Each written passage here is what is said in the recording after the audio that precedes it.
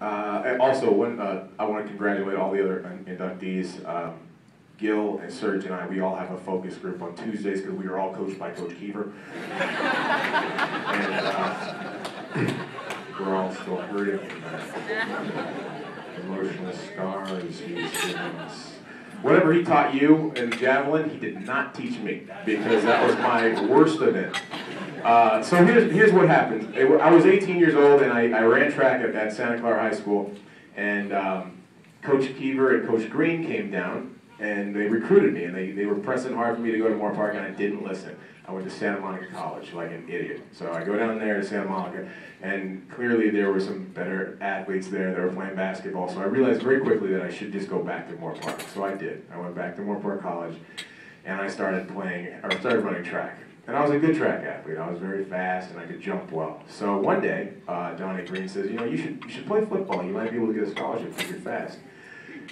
Somehow, John heard Donnie say that, and he pulls me aside, and he goes, "Are you crazy? Those are men out there. They're going to smash you.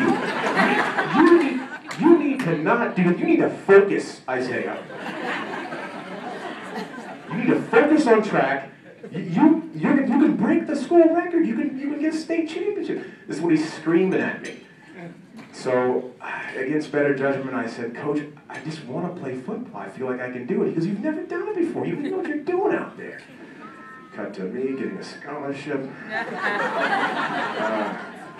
So I didn't listen to Coach Keever that time. I got a scholarship, played in the NFL for a little bit. Then I came back to coach because I love being around my buddy Coach Keever all the time. So I'm coaching at Moorpark in 2002, and we win the state championship. We're doing well. And he pulls me aside, like he normally did, and he says, he's like, what are you doing with your life? What's going on with you? And I said, "Coach, I'm an actor. I want to be an actor. I've always wanted to be an actor." And he's like, "Oh my God, Isaiah." My family has been in the entertainment business for years. I grew up working in the entertainment business. Do you know how hard it is to become an actor? Do you know what? You're going to get killed out there. You don't have the psyche. You need to get yourself a job. Is what you need. You need to go out there and get yourself a job and stop playing around with this acting BS. And I was like, "But Coach, I think I can be good. I can." No. You're not an actor. Saying that, he's up close to me, by the way, when he's talking, with that bushy mustache all over my face. That big, bushy, running rebel mustache that he shaved off.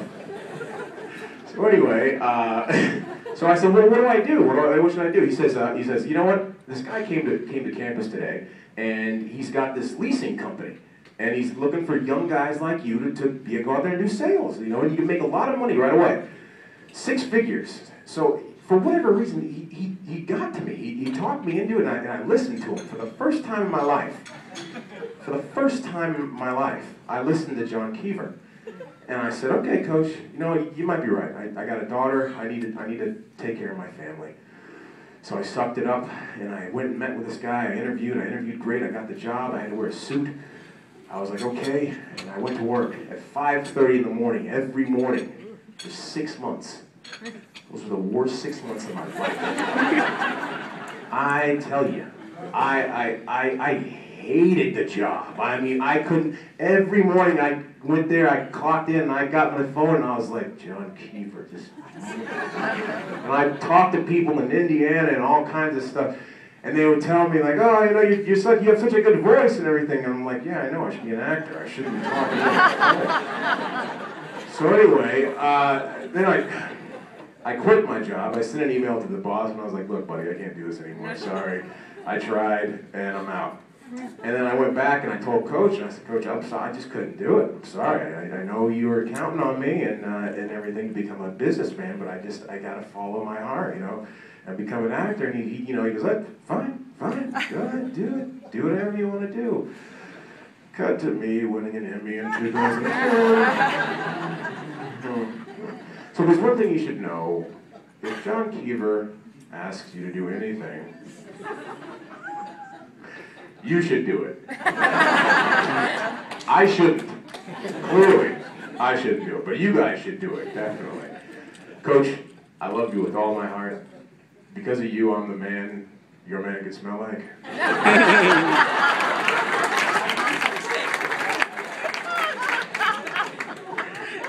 I appreciate it. He really did make me into a man. It's tough love with him. I know this is not allowed now, and you're out of Moorpark now, so I can admit that you beat me. He'd take me out behind the woodshed, and he'd smack me in my head, and he coached me in javelin. And you never seen two people argue as much as me and him argued when he coached me in javelin. He was telling me, he's like, "Ah, you throw like a girl, what's wrong with you?" He's like, "Well, maybe we'll try the other hand." I was left-handed, so he tried to make me do it right-handed, which was worse. You know what I mean? I was god-awful. I'm not gonna lie. Sean was out there, he understood. But despite all that, I loved all the road trips we took together. We sat there, we critiqued things.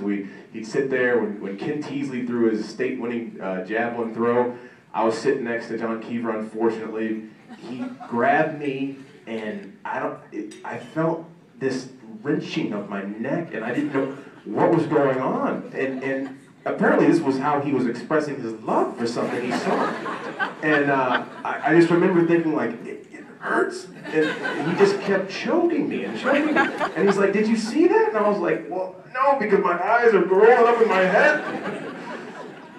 So then he let go, and we went down there and congratulated Teasley. Big Booty Teasley is what you call it. Yeah.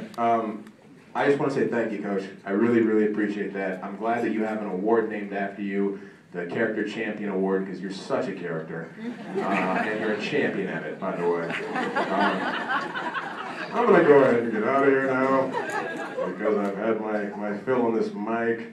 Thank Gil for setting the tone with the long speeches. I'm going to get my plate, maybe a shot of tequila, and get on out of here. Thank you very much.